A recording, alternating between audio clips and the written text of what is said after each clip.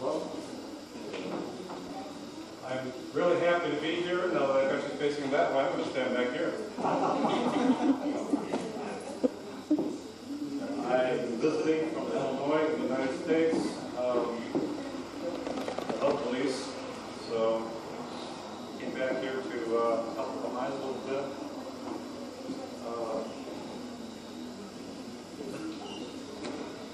Back in the States, I have written a homepage on the internet about Bible prophecy. It's one of the, I guess, more popular pages on the internet. The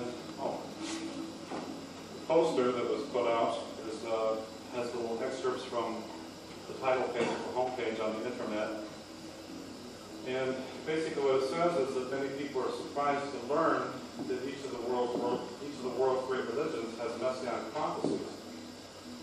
And the Baha'i faith teaches that all the world's religions are from the same source, that the same one God has sent religions to humanity from age to age and country to country throughout history, that they are all interconnected, they're all interrelated, and that the reason why all the religions have messianic prophecies is because they are all foretelling the same event, that it is the purpose of God to bring all His people together as one family. So the purpose of religion for a Baha'i is to establish unity. And this is the age that we are living in now. We will see the age of the unity of humanity, where all nations will come together, where all races will come together, all tribes. We will literally be one people. Baha'i teachings are geared towards establishing unity. You have to believe, first of all, there's one religion, so nobody on earth is being told that their religion is wrong. I tell them all that your religion is right, but your religion is being fulfilled now. The ancient messianic expectations of your religion are coming into being, and they're being fulfilled by Baha'u'llah. The second major teaching of the Baha'i faith is the oneness of humanity. So that no matter who you are, what you look like on the planet, no matter what race you are, what color, what nationality, we're all one family. We're all one human being, one human family, we're all human. And so we have one religion, one God, one humanity, and we are headed towards unity. Jesus spoke of one fold and one shepherd. A fold is a flock of sheep, and one shepherd. He said there will come a time when we will all be one flock of sheep, and there will be one shepherd. Isaiah spoke of a time, if you look at the end of Isaiah, he speaks of all flesh being brought together as one to worship before God. And religion is another prophet like me. Religion is the only thing. What people don't know is that in the Hindu religion, the founder of the Hindu religion is Krishna. Krishna said that whenever there is decay of righteousness and there is exaltation of unrighteousness, that I myself come forth. Krishna said, I come back. I myself come forth for the destruction of evildoers, for the sake of firmly establishing righteousness. I am born from age to age. So Krishna says that he is born from age to age.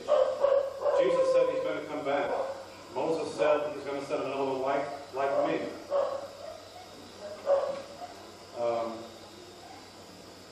In the Islamic religion, the religion of Muhammad, there are many messianic expectations. Muhammad said that a great world teacher would come who will arise from his own family line. So in Islam, he says that the great Messiah will be a member of Muhammad's family. In Judaism, it says that the great Messiah will be a member of King David's family of ancient Israel. In the Zoroastrian religion, which is the religion of ancient Persia, which is located to the east of Israel, the Magi who came to see Jesus when he was born were Zoroastrian priests. And they came to see Jesus because to them, the birth of Jesus was the fulfillment of their prophecies. They actually believed that the birth of Jesus was the return of their own prophet, the return of Zoroaster. Zoroaster said that also promised a great Savior would appear, and he said that the Savior would appear sometime about 1,200 years after the beginning of the religion of the Arabian, which is Muhammad. Now keep in mind that Zoroaster lived 1,600 years before Muhammad appeared, so he knew that Muhammad was going to come, he knew that Jesus was going to come, and he also foretold the coming of Baha'u'llah. In the Buddhist writings, Gautama Buddha said, "I am not the first Buddha that came upon the earth, nor shall I be the last. In due time another Buddha will arise in the world, the Holy One. He will reveal to you the same eternal truths which I have taught you.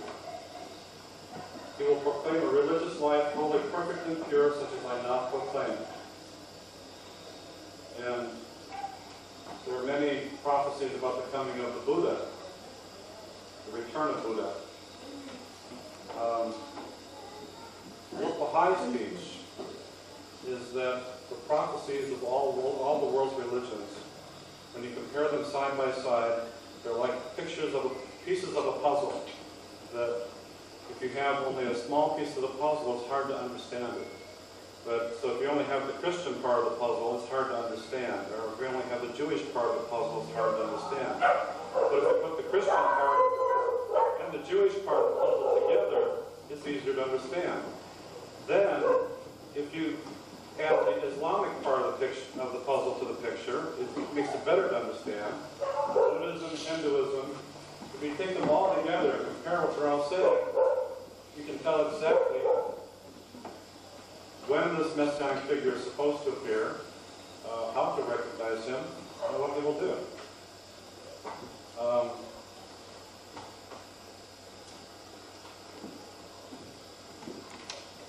In a lot of ways, I think the Baha'i faith is like a banquet. A table laid out with all kinds of different food. And not everybody likes to eat the same kind of food. So some people like turkey, some people like chicken, some people like roast beef, some people like ham, some people are vegetarian. So I guess I'll ask you, what are your questions? What do you want to know? I can approach this from 1,000 different directions because Baha'u'llah fulfills so many prophecies. It's difficult to know where to start. So I can tell you what the numbers of the prophecies mean if you'd be interested in that. Or I can tell you what Isaiah said about Baha'u'llah. Did I understand you correctly that what you're saying is that Baha'u'llah fulfills the promises of all the past messengers of God? Yes, Baha'u'llah fulfills the prophecies of all the world's religions. And because of him, because of his appearance, all the world's religions will be brought into one religion. And religion is the key component to establishing the unity of humanity. Once you unite the hearts, then everything else is easy. All racism will cease to exist. All gender bias will cease to exist. All national biases, all biases based on language, are the Baha'i faith actually in its teachings teaches us that we should learn to appreciate differences. We should learn to appreciate diversity of people. That different kinds of people are like different kinds of plants in a garden. That it's the different textures and the different structures and the different kinds of flowers and plants and leaves and colors. The red colors, the red flowers, the yellow flowers, blue, the different kinds, the orchids, you have so many different kinds of beautiful flowers here. It's because of the differences that makes the garden beautiful. And it's the same thing, by me looking out here today, I see all different kinds of people here, and it looks great to me. So, yeah. I just wanted to know if you would explain what a bias is. Well, bias. Preconceived notion, a prejudice, an idea that you bring into something that may not necessarily be true, or may not necessarily be the entire picture. So, an example might be, Well, pretty much all this week we've been talking to Christian ministers. And of course Christians have a certain specific viewpoint of the Bible. And Baha'is believe in the same Bible, but we view it differently. Not differently, but in a way that's not the same as them, I suppose. Differently.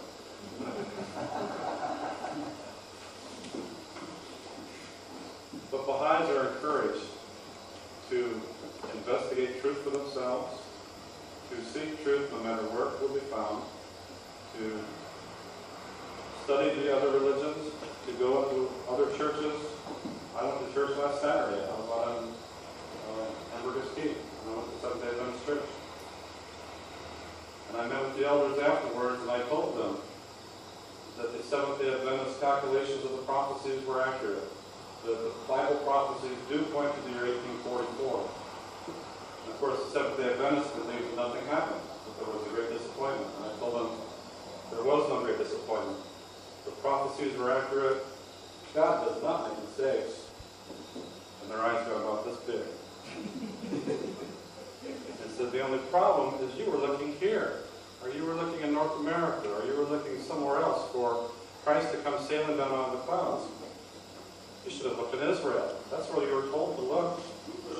That's where the promised one appeared 150 years ago in Israel, just like the Bible said it would.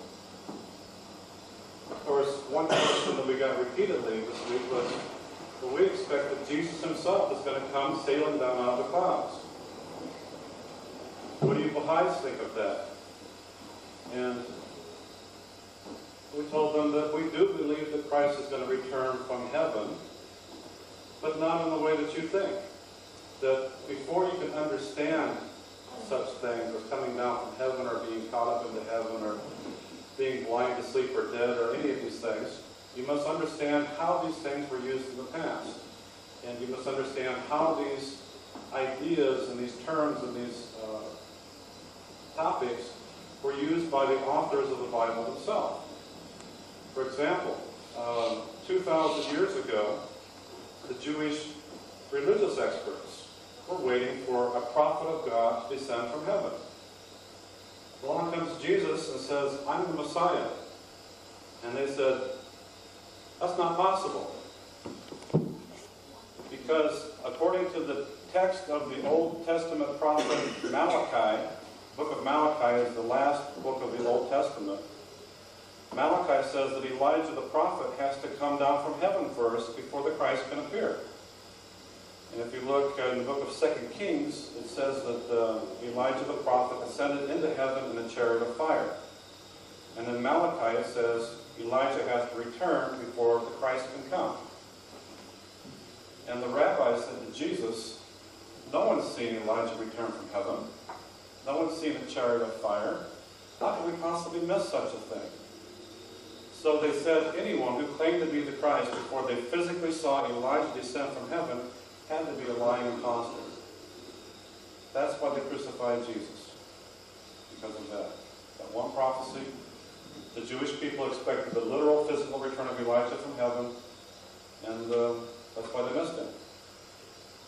The disciples came to Jesus and they asked him, this is in the 17th chapter of Matthew and in the 9th chapter of Mark, they asked Jesus, why do the rabbis keep saying that Elijah's got to come down from heaven first before the Christ comes, and you can't be the Christ? And Jesus explained to them, he says, the prophecy is true, and the expectation that Elijah has to return from heaven first is true. He says, however, the prophecy has already been fulfilled, and it was John the Baptist. So there's an important lesson here. There's a promise of the return of Elijah from heaven. What they got was John the Baptist. Now, everybody knows that John the Baptist was born as a child. He grew up. At a certain point in his life, he began to teach that God had given him a message to give to humanity. This is how every single one of God's prophets has appeared in the past. Isaiah said, unto us a child is born, unto us a son is given. That's how every single prophet in the history of humanity has appeared. They were born as children. And yet Jesus said Elijah had come down from heaven, but he was John the Baptist. And it explains later that what he was talking about, it's not the return of the physical body from heaven. It explains that it is the return of the Spirit of God that returns from heaven, not the physical body. It says that John went forth in the spirit and power of Elijah. Hello, good morning. Hi. There's a seat for you right up front here.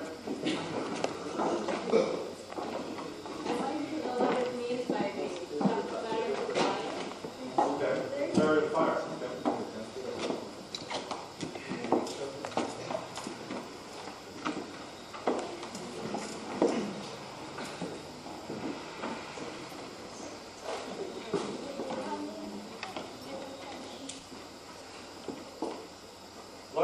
What is a chariot of fire? What's a chariot? Anybody know? Anybody know what a chariot is? Help me, I'm dying here. Chariot is a two-wheeled vehicle pulled by a horse. Okay. So you ever see the old movies of the Romans and they're in a chariot being run by a horse? Or did you see Ten Commandments or Ben-Hur where they have the chariot races? Okay, that's a chariot. In the book of 2 Kings, chapter 2, it says, "And it came to pass when the Lord would take up Elijah into heaven by a whirlwind." But Elijah, and it says, okay, Elijah went into heaven, it says, by a whirlwind. Okay, and the first statement here says by a whirlwind, which is like a tornado, a big wind. A couple verses later it says, "And it came to pass as they still walked on and talked, that behold, there appeared a chariot of fire and horses of fire, and parted them both asunder. And Elijah went up by a whirlwind into heaven." That's in the book of 2 Kings 2. So the rabbis knew these things. They knew that Elijah had gone up into heaven, and a chariot of fire with horses of fire too. I wonder if Elijah's feet got hot. About that. Anyway, in the book of Malachi, it says that he's got to come back for us before the Christ can come. And so that's why the rabbi said, well, Jesus, you can't be the Christ because nobody's seen Elijah come back for us. What Jesus explained to them is that he's not talking about, or the Bible is not talking about, or God is not talking about the return of physical bodies from heaven. It's the Spirit of God which descends from heaven. It explains that John the Baptist went forth in the spirit and power of Elijah. It's the return of the spirit and power of God. The same spirit and power that spoke through Elijah also spoke to John the Baptist. It's the same one God who speaks through all the prophets. It's the same God who spoke through Jesus. It's the same God who spoke through Moses. It's the same God who spoke through Muhammad, through Zoroaster, through Krishna, through Buddha. It's the same God who speaks through them. So we tried to explain to the ministers that 2,000 years ago, the reason why the Jewish people rejected Jesus as the Messiah is because of their literal expectation of the fulfillment of the prophecies. And Jesus repeatedly warned them, beware the leaven of the Pharisees. Don't make the same mistakes that the Pharisees made 2,000 years ago with their literal interpretations. And yet today we find that Christians are making the same mistakes that they did 2,000 years ago. In another place, in the 6th chapter of John, Jesus makes the statement, "I came down from heaven." 2,000 years ago, Jesus said that he personally had come down from heaven. And there were rabbis, Jewish religious leaders standing there, and the Jewish religious leader says, "Wait a second, we knew your mother, we knew your father, how can you say that you came down from heaven? We knew you as a child. That's not possible." And it says that even Jesus' disciples, when they heard this, abandoned him and walked no more with him. And some people don't know that Jesus had 12 apostles, but he also had either 70 or 72 disciples. So there were the 12, and there were also the 70. So it says that when Jesus said, "I came down from heaven," it says his disciples abandoned him, never to walk with him anymore. And as Jesus is standing there watching his disciples walk away, knowing that they were never going to come back, he turned to the people who were still there with him, and he says, the words that I speak unto you are spirit, and they are truth. It is the spirit that counts, not the flesh. So Jesus was saying that when I say things like, I came down from heaven, I'm not talking about the flesh coming down from heaven. I'm not talking about physical bodies coming down from heaven. It's the Spirit of God that comes down from heaven. So here's two examples of the forerunner of Jesus, John the Baptist, came down from heaven. It was the coming of Elijah from heaven and John the Baptist. And then you have the example of Jesus himself, who 2,000 years ago said, I came down from heaven. There is an important principle at stake here, that whenever God sends a prophet of God, he never physically comes down from heaven. It's the return of the Spirit. What Baha'is would say is that the same Spirit of God that spoke through Jesus, that spoke through Moses, and that spoke through the Old Testament prophets, has also spoken through Baha'u'llah in Israel about 150 years ago. You have a question? I had a concern that people might not know what you mean by the word by literal. Okay, what does literal mean? Anybody know? When someone says, I came down from heaven, is it meaning that a body is actually going to come floating down from heaven? Or is this symbolic? Is there another meaning to it? How would you explain literal and symbolic? I don't know. Any ideas? Well, you could relate literal to physical.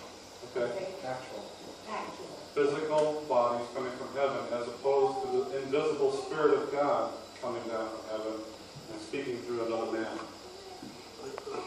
Now the Christians that we talked to the last couple of days said, we expect a literal physical return of Jesus himself to come down from heaven. And I said, yes, but 2,000 years ago, the Jewish religious leaders expected the literal physical return of Elijah himself to come down from heaven. What they got was a totally different guy. Totally different body, totally different name. The name wasn't Elijah, his name was John. It had totally different purpose. And you know, the rabbis, the religious leaders didn't like John, because John called them a generation of vipers. He said that they were snakes. And if you know the Jewish creation story, it is the snake that caused the fall of humanity. So John was telling the rabbis, you're causing the fall of humanity. He was not a popular guy. And by the way, they cut his head off. So the question is Baha'u'llah the return of Christ? Baha'is would say yes. If you desire to crucify again Jesus the Christ, crucify me. For in me he has returned. Baha'u'llah says that in himself, Jesus the Christ has returned. So how can we tell if Baha'u'llah truly is the one? There are many different ways. One of the things I showed the principal of one of the schools over here a couple days ago is I know 15 separate prophecies that point to the year 1844 as the time when the promised one is supposed to come. Do you want to see that, or should I just kind of, no? Yes? Would you like to see that? Okay. I want to. You know what this is? Okay. Prepare to be amazed. As I said, the Baha'i belief is that God has sent many prophets through humanity in many countries, but the many different religions on earth are actually all part of the same one religion. They're called by different names, but they're all the same one religion. The Bible is the history of the nation.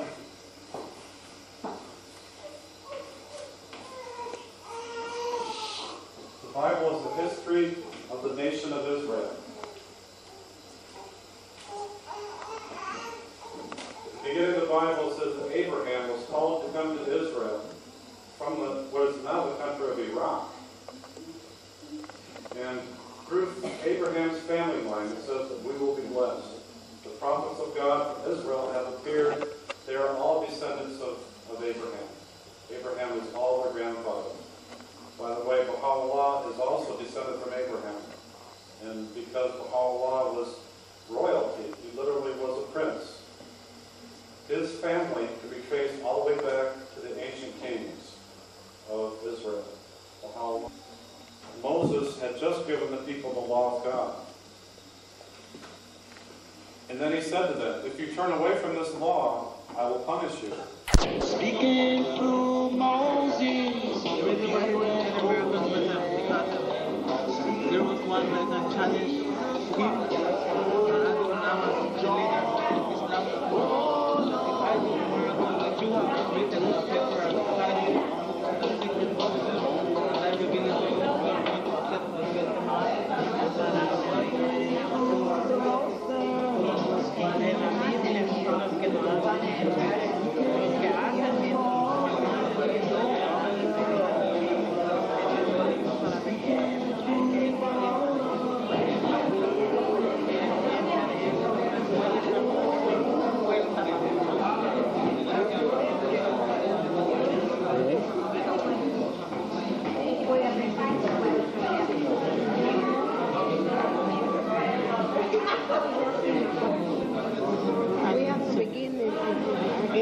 maybe you got a little more. Yes. Because they go because they'll get tired of waiting. Okay. Yes, and it's Christ. And I start to explain them about this eating party. You don't need to know everything. Yes. Tell them you would get questions. I know. And when I tell them because about I've read his writing. when I tell them about the eating party for, they just stay and watch me, and then they say, well, you believe in that? Well, that's your religion. You know, some of them. Yes. But some of them don't stay that way. I mean, I've watched over my lifetime. There are many people who the first thing they go, this is wrong, this is horrible, I think you're a lying imposter. But some religion are but just... later they become Muslims. But some religion, they are waiting for Jesus, like what he says. Yes, they are waiting for that Jesus. And that have come But they're just waiting, but they're like a thief in the night, but they don't know. But some of them still, they're waiting, but they're really, their eyes are coming.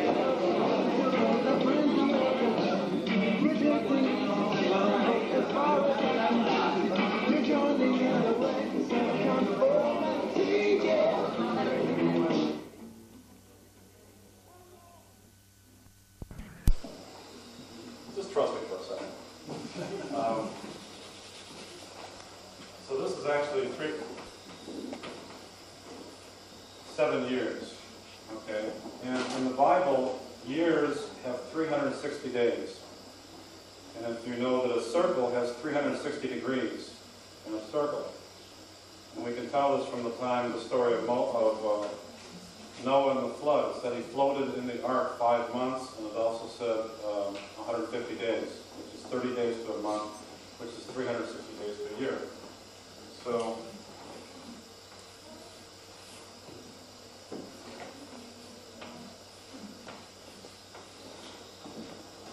if you figure out the number of days, 7 years, it's 2,520 days. 2 places in the Old Testament, in the book of Ezekiel and in the book of Numbers, it says that days can equal years in prophecy. I have appointed thee each day for a year, is what it says. 40 days have been agreed to this generation. I have appointed thee each day for a year. So a day can actually equal a year in prophecy. So instead of days here, this is actually 2,520 years. So the prophecy, what it's saying is Moses gave the people the law. He says, if you turn away from this law, I will punish you, I will scatter you among the nations, and this will happen for a 2,520-year period of time. So if you look at the history of Israel, way back over here, Moses appeared and the great Jewish civilization began to grow. You had the coming of King David, you had the coming of Solomon, and you had a great time for the nation of Israel. Well, right about 676 BC, there was a really bad Hebrew king. He was the first one in history, since the time that Moses appeared, who turned the people away from Moses. He outlawed the religion of Moses. He outlawed Judaism, And instead he tried to bring in the ancient pagan religions, the religions that worship idols. And they made sacrifices to the idols within the Baha'u'llah wrote, I have made death the messenger of joy to thee. Wherefore dost thou grieve? Every religion has foretold, has promised that when we die, that's not the end. So it's sad for us that Lord Garnett is passed on. It's sad for those of us that are left behind. But think what she sees. All the pain that she felt, all the suffering is gone. As a Baha'i, she lived a life that was worth having. She lived a life that was filled with purpose.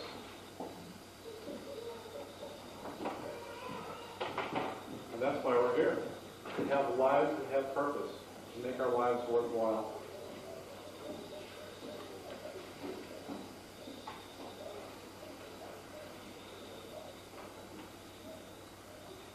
In the Old Testament,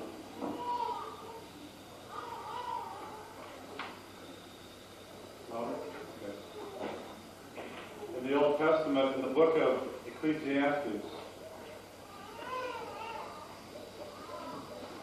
it says, Ecclesiastes 12:7 in the King James Version of the Old Testament, it says, Then shall the dust return to the earth as it was, and the spirit shall return to God who gave it. This is what happens when we die. Our spirit goes to return to God who gave it. And if we live the kind of life that is worthy of reward, we will be rewarded. The Apostle Paul, writing about what happens when we die, said, Now we know that if the earthly tent we live in is destroyed, this is the body he's referring to. It's talking about people dying. We have a building from God, an eternal house in heaven, not built by human hands. As long as we are at home in the body, we are away from the Lord. We live by faith and not by sight. We are confident, I say, and would prefer to be away from the body and at home with the Lord. So we make it our goal to please Him, whether we are at home in the body or away from it. For we must all appear before the judgment seat of Christ, that each one may receive what is due him for the things done in the body, whether good or bad. 2 Corinthians 5. Paul repeatedly says that our spirit has to leave our bodies to go be with the Lord in heaven. In the Old Testament it says that when we die, our body returns to the earth that gave it, while our spirit returns to God. And Baha'u'llah says that this is a joyful thing. I have made death a messenger of joy for thee. I know of a woman who physically died. She says half an hour later, she was injected in the heart with adrenaline, and she came back to life. Her bodily functions began to resume again, and she came back to life. But she says that when she was dead, she left her body. And she was floating above the body, looking down at it. And she was thinking, well, that's strange. That's me down there, but here I am up here. She says, that's not really me, is it? This is just something that was kind of housing the spirit temporarily. And one of the stories that she tells of the things that she experienced in the next world, first of all, she said it was so wonderful and so beautiful that she did not want to come back. When she was revived, when her body came back to life, she was so disappointed because it was so wonderful that she loved it. But she said that when she was alive, she was very concerned about where humanity was headed, where the world was headed. And she said that a being of light came to her, a man who was so brilliantly, light just radiated from him. And she said that this being of light gave her a guided tour of human history and showed her everything that had happened in human history.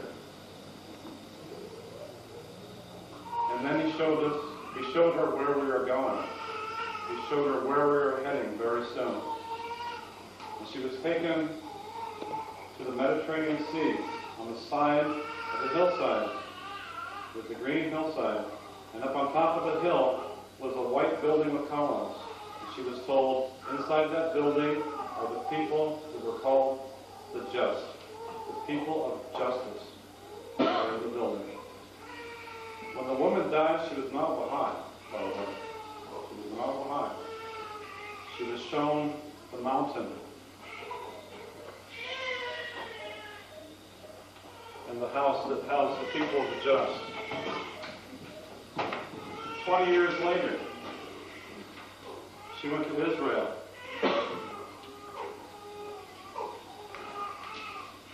This is what she saw in Israel. She said, that's the building I saw when I was dead. She said, this is the building that houses the people of the just. This is the World Center of Baha'i Faith. It's located on Mount Carmel, just like Isaiah said would be. And it houses the Universal House of Justice, the people of the just, the people of justice. And she was told that the House of Justice will be the salvation of humanity. Because the House of Justice are the ones who give us the guidance, which tell us what all this means, how we can bring this all together, and how we can establish a unified global community, one people on this planet. The really interesting thing about her experience is the being of light that came to her and gave her the tour of human history. You heard the story? No. The being of light that came to her, she knew that he was called the Blessed Beauty. The Blessed Beauty is a title of Baha'u'llah. And she was shown by the Blessed Beauty that the future of humanity is the Universal House of Justice. Wow. This is what she experienced when she was physically dead. When she woke back up, her parents did not want her to be a Baha'i. But she said, I just had to be. Because when you experience something like that, you can never turn it back on. When I became a Baha'i, I had no interest in the Bible. I had no interest in any of this. I had no interest in religion. I was turned off by religion. I thought that religion was crazy.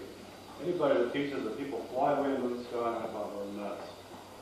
Anybody that teaches that people literally come sailing back down in the clouds, I could not believe that. And because of that, I turned away from my religious training, which was Christianity. One night I had a dream, and in the dream I was told, prepare yourself, the answer is coming. And at the time I lived in Chicago, and I just felt that I had to go to the Baha'i House of Worship for some reason. I had no interest in the Baha'i faith. I had heard of it, I didn't have any idea what it was.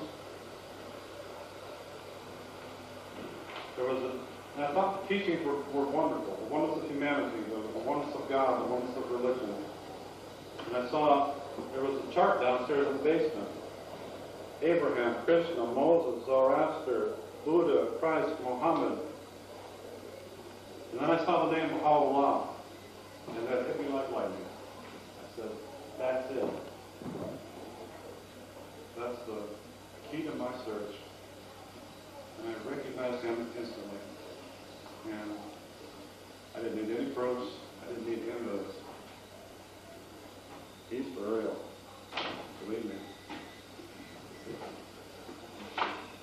Anyhow, Laura Gibson? Garnett. Laura Garnett. We are sorry here that we are without her anymore before she is. She would not come back for anything. Can you imagine the greeting she got? She was the first Baha'i in Belize, or one of the first? Corazon, first Baha'i Corazon. Okay. Imagine the welcome she got. We are told that when we live the kind of life that is in accordance with the Baha'i teachings, we will be allowed to associate with the prophets of old in the next realm. She's hanging out with Jesus. She's hanging out with Muhammad. She's hanging out with Buddha.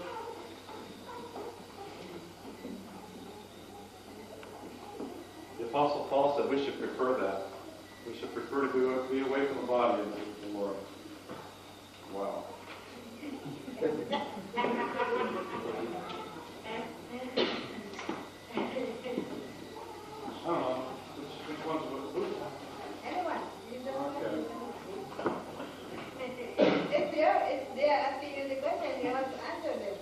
She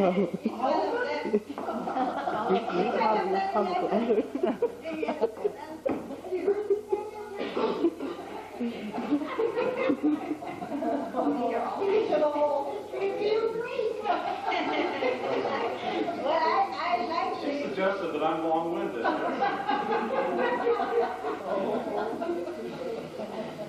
What do you understand? Question number one, what do you understand when people say that you are born, you come with a sin?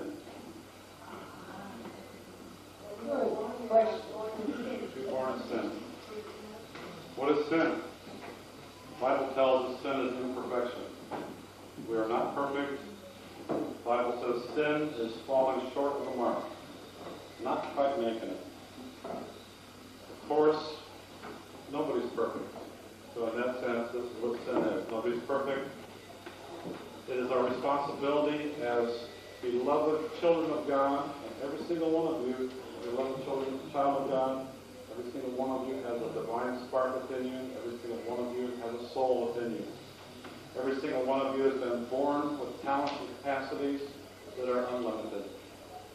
Baha'u'llah said that you are like a mine full of gems of inestimable value. But what you have to do is you have to polish these gems. You have to refine them. You have to develop the qualities of your lives. And that's why the prophets come. The prophets come to remove ignorance. The prophets come to shine light in a place that is dark.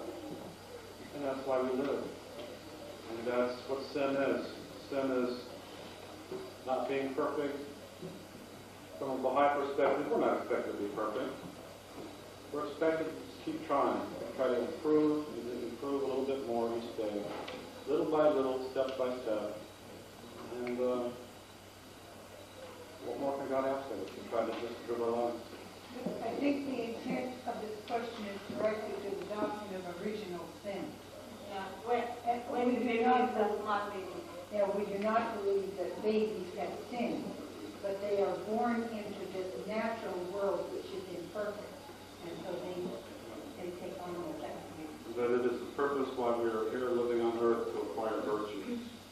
And the process of acquiring virtues is like refining a beautiful gem, like a diamond or an emerald.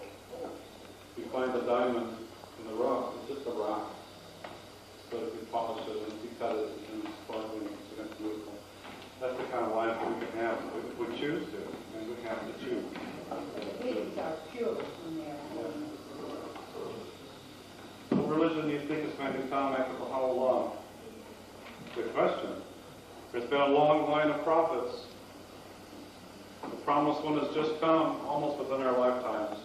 We're at the dawn of the birth of a new civilization, the dawn of a new era in history. But Baha'u'llah says that another one's going to come in no less than 1,000 years. So the process has not stopped. Another one's still going to come. What religion do you think it's going to be? There's only one religion of God. That's what it's called. You can put any label you want on it, but that's it. The religion of God. And it's the same religion. Hinduism, Buddhism, Judaism, Christianity, Islam, Baha'i faith. They're called by different names. It's all the same thing. It's a process. So it's all one thing. What's your understanding about the devil? Diabolos in the Greek. Is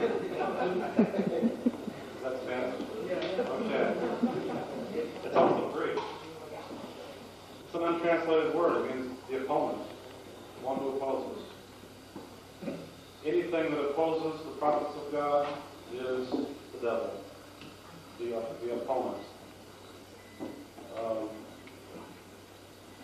When Jesus was telling his apostles that he was going to die, Peter said, "You're not going to die." And Jesus says, "Get behind me, Satan." That either means that the chief apostle of Christianity was Satan, or he was saying something else. It's an untranslated word. Get behind me, you who is opposing me, is what he's saying. From a Baha'i perspective, I think that the devil, the idea of the devil, is infinitely more scary than the Christian idea of the devil. Because to a Christian, the devil is out there trying to trick you. From a Baha'i perspective, the devil is inside of you. And it's the qualities of the heart that turn you away from the kind of life we should be living. And this is the kind of thing that we should try to overcome. Yeah. So when Christ said, Get behind me, get Satan. behind me, Satan, was because Peter was saying, you are not going to die, like because he was from God. Not to believe that he was going to die, but Christ, instead of thinking that he was not going to die, he knew that he was going to die, so he didn't want to have the idea of because he is the Son of God, that he can live forever. But what Peter was saying is, no, you're wrong. It was like the idea. Peter was telling Jesus he was wrong. Jesus said, get out of here, you who oppose me. Later on, he let him come back. And it's interesting, too, that Peter denied Jesus 3 times. You know, when Jesus was in the process of being killed. But later on, Jesus appeared to Peter again. 3 times, Jesus asked him, what did he say? Anybody know what he said? He said, Who did he say that I am? no. This is at the end. At the end, when Jesus... Before the cock crows 3 times? No. At the end, Jesus gives Peter 3 more chances. This is after Jesus had already been killed. By the way, the Orthodox, the original, the authentic Christian teachings about the resurrection very clearly say that it's got nothing to do with the flesh. If you look at the teachings of Peter and Paul and the original apostles, they always say the resurrection from spirit. Peter said that Christ died in the flesh, was raised in the spirit. Paul said that after Jesus died, he became a life-giving spirit. Never did they teach that the body came back to life. These were ideas that came much later. Jesus appeared to Peter again, and he said he gave him 3 more chances. And I'll have to find it when we're done here. But he was given 3 more chances, and 3 times Peter affirmed that he was the Christ. So he was given another chance. And you know, we're always given another chance. Did Baha'u'llah do miracles like Jesus did? Yes. But he said that miracles are not approved. And that in this age, we will not listen to miracles. There are many stories of Baha'u'llah's miracles. Healings. Raising from the dead. Yeah, all kinds of things. But in this age, he says we are not going to pay any attention to these things. Because it happened to Christ when they asked Christ to Heal the 10 lepers. yeah, and he did it. Even that, then they didn't believe in it. Even with that, so wanted not to dwell on a miracle. Yeah, because it takes attention Yeah. away from what they're supposed to be doing. So they are miracles, but we are not supposed to. What is the seal of the 3 sixes that will be stamped on our foreheads? Okay, the beast of the book of Revelation is the Islamic Empire. The beast of the book of Revelation is the Islamic Empire that exercised power for 1,260 years. At the end of 1,260 years, it says in the book of Revelation, the man-child who is to rule all nations was to appear. This is the appearance of the twin founders of the Baha'i faith. The mark of the beast on the forehead, actually what it says is a mark in the hand and a mark in the forehead is what it says if you actually read it. Not on. That It means says in, not on. It also says that those who are the followers of the return of Christ will also have a mark on their forehead. The name of the Father will be marked on their forehead. So there are people that are looking for somebody to actually stamp you on the forehead. It's symbolic. It's talking about these people will oppose him, these people will support him, and they will be marked accordingly. In the book of Revelation, it says the people without the mark will not be allowed to buy or sell. In the Islamic Empire, when the Islamic government was set up over Jerusalem, people who were not Muslims had to pay a special tax. They paid a head tax and a hand tax. A tax on their population and a tax on their work. Unless they paid the tax, they could not buy or sell. That's what it means. Abdul Baha, by the way, in one of his explanations, official Baha'i commentary on the 666, says that it is a year, not a name, it's a year. And the Islamic Empire began in the 6th century after Jesus. And Abdul Baha said this is a reference to the year 666. So the book of Revelation has all been fulfilled. The one who's coming has already come. If a person does not recognize Baha'u'llah, what happens to his soul? If he has heard about the Baha'i faith. Yuch. What happens to you if you know that a prophet of God is coming and still opposing? Wow. I don't even want to think about that. No, it doesn't say opposes, it says that you don't recognize it. Read it. It says if you Okay. Does not recognize Baha'u'llah, what happens to his soul because he's heard about the Baha'i faith? heard about it, but you hadn't recognized it. Read it again. I know what it's saying. Teaching the Jewish people that the Christ had come.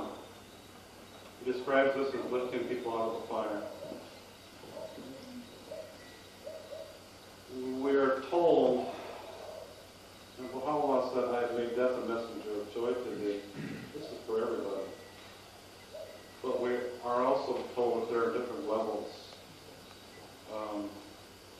And we are also told that hell is not a place.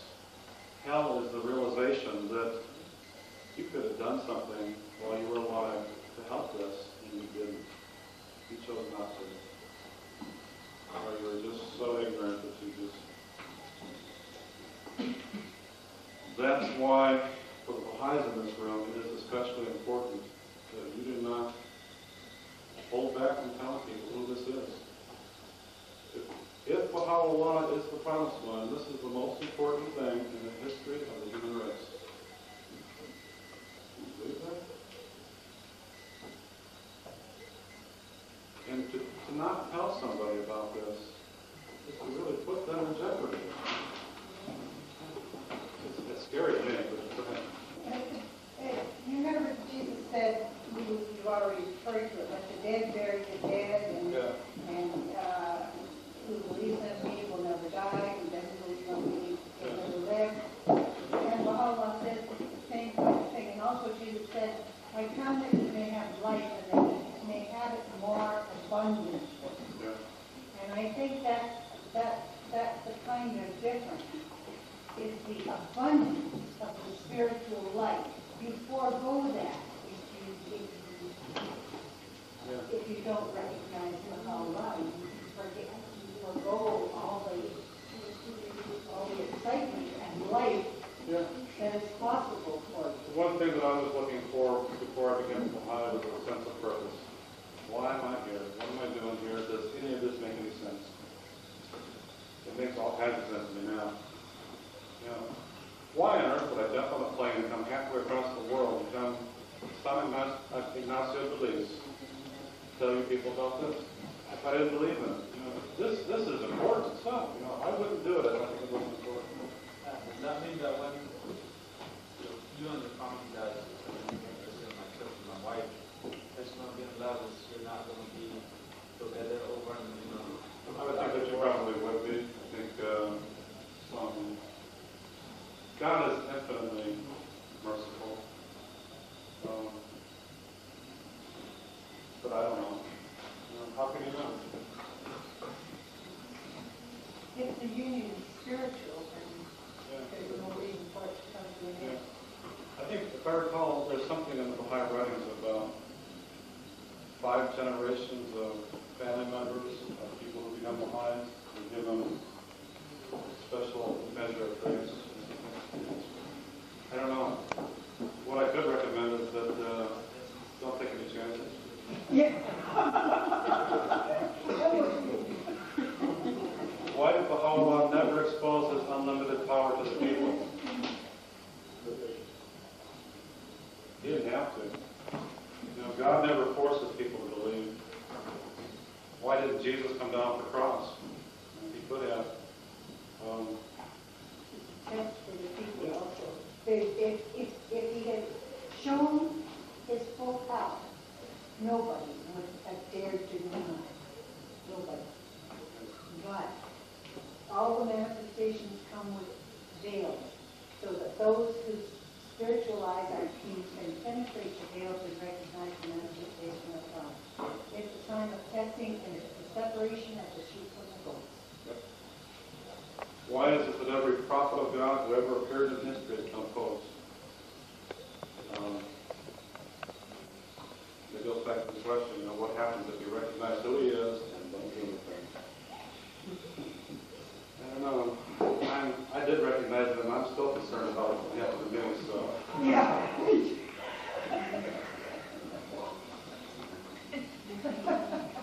What is written in the Bible, if what is written in the Bible gives 90% credit in favor of Baha'i, why do other religions refuse to accept the Baha'i faith?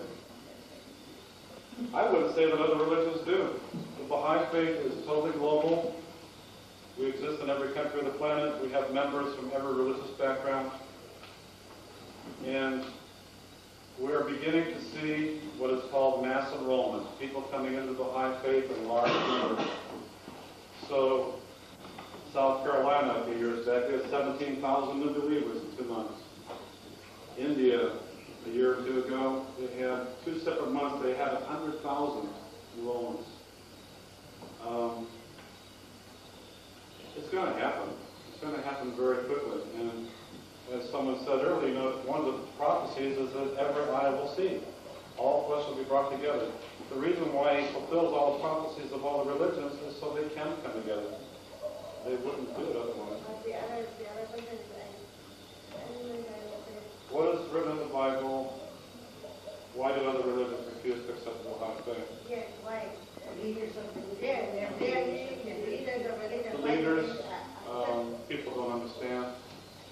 Once again, that comes back to the individual Baha'is who need to teach people about what is going on.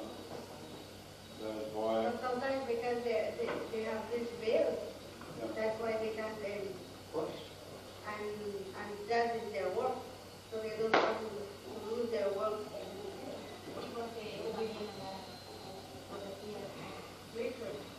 Literal expectations. The prophecies were never literal in the past. Why would it be now?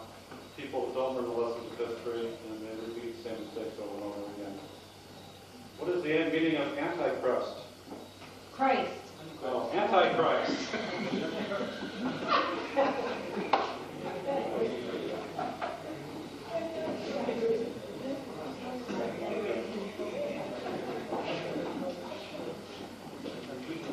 Some people think that the Antichrist is the beast of the book of Revelation. The word Antichrist does not appear in the book of Revelation. It appears in 1 John. John tells you who the Antichrist is. Little children, it is the last times. And as ye have heard that Antichrist shall come, even now there are many Antichrists have come already. John was writing this 2,000 years ago. He said that we were promised that Antichrist was going to come. He's saying that many have already appeared, whereby we know that it is the last time. The Antichrist went out from us, but they were not of us. For if they had been of us, they no doubt would have continued with us. They went out that it might be made manifest that they were not all of us. What John is saying here is that the Antichrist, and this is the place where he refers to it, were Christians who had left the true church, but fallen away. That is, in terms of locations and in localities. The Baha'i faith is one of the most widespread religions on earth. There are over 2,000 ethnic groups, races, tribes. The Baha'i community on the global scale is literally one of the most racially diverse groups that there is. I don't really want to go much into more of this. first time I saw the Baha'i teachings, I was really impressed.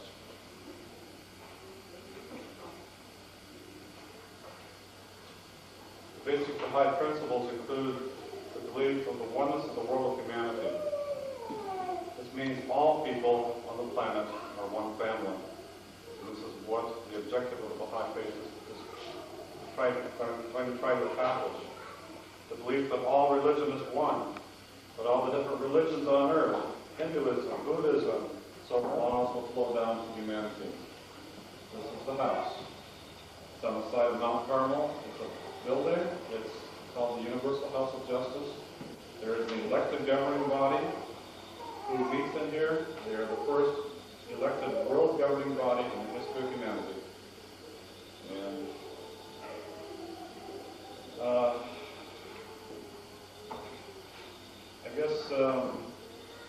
now I'd like to ask what you want to know. This is supposed to be about Bible prophecies, but if you want to talk about anything else, I'd be happy to address any questions you have about any questions that you've been wondering about. I could talk about the number prophecies. I could talk about the book of Isaiah. Camera's still on. Come sit next to you. What do you want to know about? Can you tell me what you want to know? Okay. Let me just tell you briefly the pattern of religion. Every religion that has ever appeared on earth, any of the major religions, teaches that there is one God, and it's the same God. It's the same one. And all the religions teach, all the founders of religions teach that God had come to them and given them a message to pass on to humanity. That the prophets were teachers. They had come to teach us how to advance to the next level of our maturity. Unfortunately, it's also the pattern of religious history that whenever one of these teachers appears, the people of the country that he appears in, usually the religious leaders, usually oppose him. This is the pattern of religious history. And if you read the New Testament or the Old Testament, it also describes the coming of the promised one as a battle, as a war. And it says the people will oppose him. And it says the people will probably miss his coming. What usually happens then is the prophet suffers. Sometimes he's killed. Sometimes he's put in prison. Various things have happened to them. But what always happens is they give their teachings to humanity, and as humanity gradually wakes up to the realization that this actually was a true prophet of God, and as humanity begins to follow the teachings unify humanity to the point where the new civilization develops out of it. We've had increasingly higher levels of unity of humanity as the prophets have appeared, from a very small level of the family, to the tribe, to the city-state, to the region, to the empire. And today we are at the level of organization where we are now ready for a global civilization. This is the purpose of the Baha'i faith, to establish a global civilization, a civilization on the entire planet. For the first time in history, it is possible to do this. We have the technology, we have everything we need to do this. Does anybody have any questions first before I... Yes? Yes? What? I was going to ask you if you can start by explaining from taking from the Bible that how you were reading. Okay. When you were talking to the minister, to explain to him how he felt, how it came about. So I think it was easier for them to understand really the process, what happened. Okay. Why did Christians take many sects? Why? Why are there many different kinds of Christianity? Yes, like Jehovah and Hindus and so 100 of them different. Yeah. And they are saying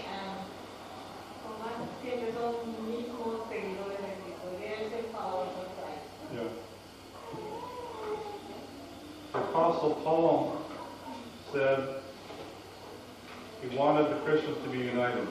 He says, I want you to be united in one mind and one thought. There will not be divisions among you. That was the original intention. The reason why there are so many different denominations is also that the Apostle Paul, actually the reason why Paul wrote his letters is because many false teachers were beginning to arise and beginning to lead Christianity in many different directions. And Paul warned about this, and he asked people to stop doing this. He said, if any Christian brother teaches anything to you other than what I taught to you, please don't listen to him. In another place he said, do you still hold fast the gospel as I preached it to you? If not, your conversion has no value. It's worthless. You missed it. And Paul said the only way that we can maintain unity is to follow one teaching. Other ideas.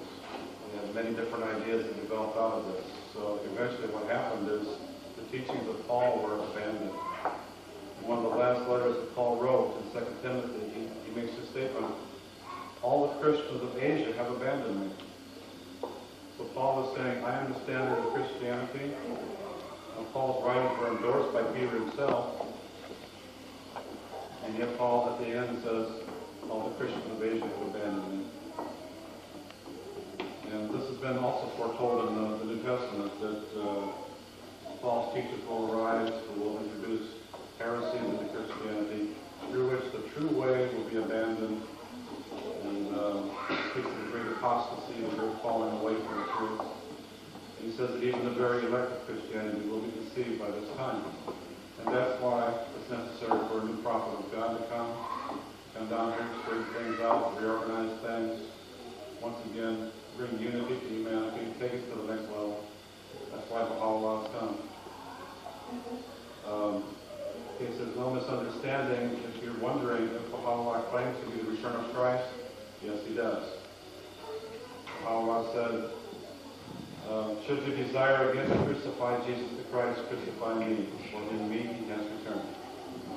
He also claimed to be the promised one of the religion of Islam. He also claimed to be the Redeemer whose coming was foretold in Judaism. He also claimed to be the Sha'aron whose coming was foretold in the Zoroastrian religion. He also claimed to be the fifth Buddha whose coming was foretold in the Buddhist prophecies. He also claimed to be the return of Krishna from the Hindu prophecies.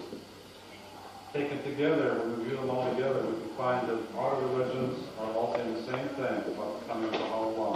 Each and every one of them is foretold his coming. And because of this, each and every one of them, when they come to him, will be brought back together as one religion, one family, one race, one people. What questions do you want to bring up? Lilith, what points? Just to see when... I can't hear you way over there. Could you come sit over here? I'll speak louder. No, I want you to come sit over here. If you don't, I'll come sit over there. That's good. And I'll make everybody else move over there.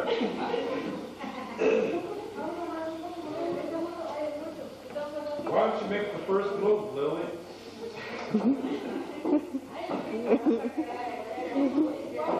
Okay, thank you.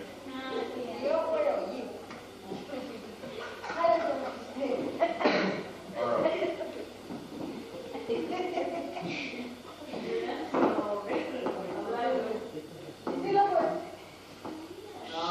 Okay, what's the question? When is their next... Messenger? Baha'u'llah said that another prophet would appear in no less than 1,000 years. No less than 1,000 years. No less than 1,000 years. Let's say in the next 20 years, everybody changes from the way of living to a spiritual way. What will happen then? Will the messengers still come? Yes, there will still be more need for more guidance because humanity is always progressing, always improving, always going higher and higher. So this is not the end. There's still more to come. Every prophet of God who ever appeared has always acknowledged the truth of every prophet who appeared before him, Everyone has said, I'm not the only one, and everyone has always said there's still more to come. So it doesn't really mean that only when there is crisis a messenger comes. Only like when there is a need for that messenger to come. Well, I'm not saying that there's not going to be a crisis. We don't know what it's going to be. We just know that he said that another one will come.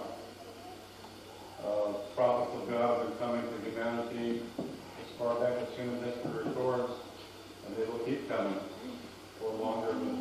Baha'u'llah says that this cycle that we're in now, the new cycle that just began in 1844, will last no less than 500,000 years. So, consider human history up until now, we have approximately 6,000 years of human history that we can account for. Now, 6,000 years we can go back, Allah says we've got at least another 500,000 in the future. So, we are just getting started. We're entering the adolescence of humanity, where we're experiencing growing pains and learning to live together on this entire planet as one family. And that's the purpose of the high revelation, is to accomplish this. And this has been foretold in all the holy books. Jesus spoke of the one fold and the one shepherd, one flock of sheep and one shepherd that will come. Isaiah said that all flesh will be brought together to worship before God.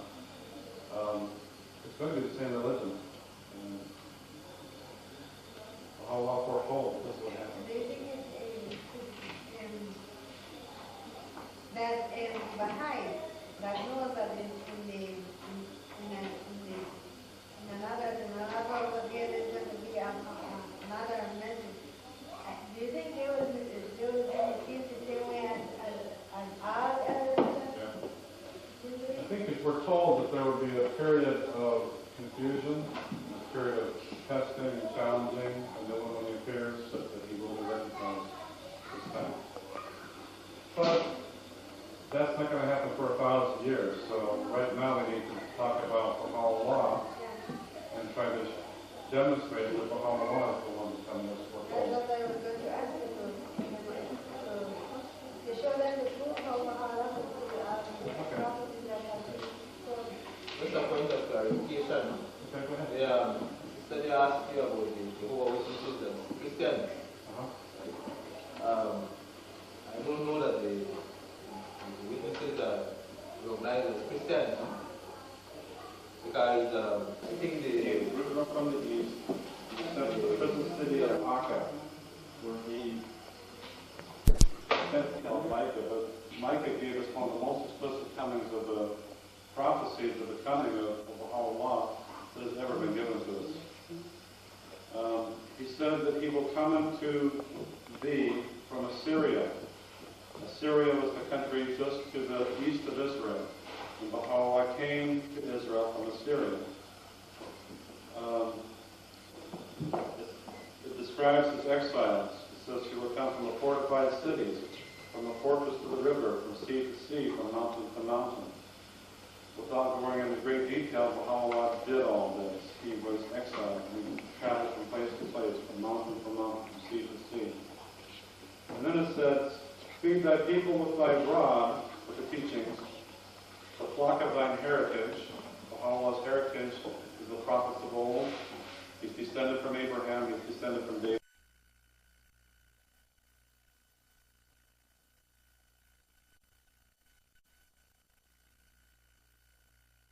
New religion. He will unseal the books, and he will usher in a new era of peace and unity. Isaiah wrote that in this day, nation shall not lift up sword against nation, neither shall they learn war anymore. And we are rapidly entering the stage in the development of humanity where war is going to cease.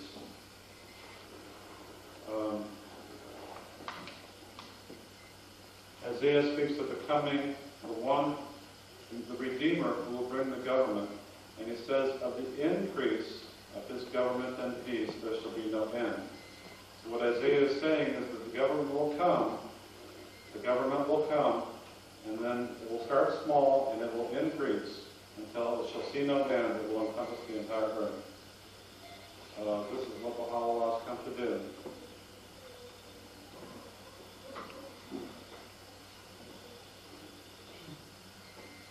Isaiah 65 says, "Behold, I create a new heavens and a new earth." Some people say that this is a reference to heavens, is a reference to a new religion. Or all nations, all tongues, all flesh will come together as one family. And it says, "They shall see my glory." The name glory means Baha. They will come and see Baha, and he will accomplish this.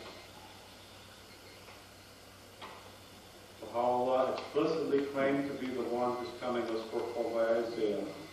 He wrote,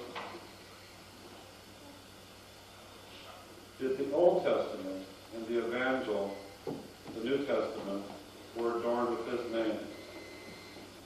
And he said, "I am the one whom the tongue of Isaiah hath extolled."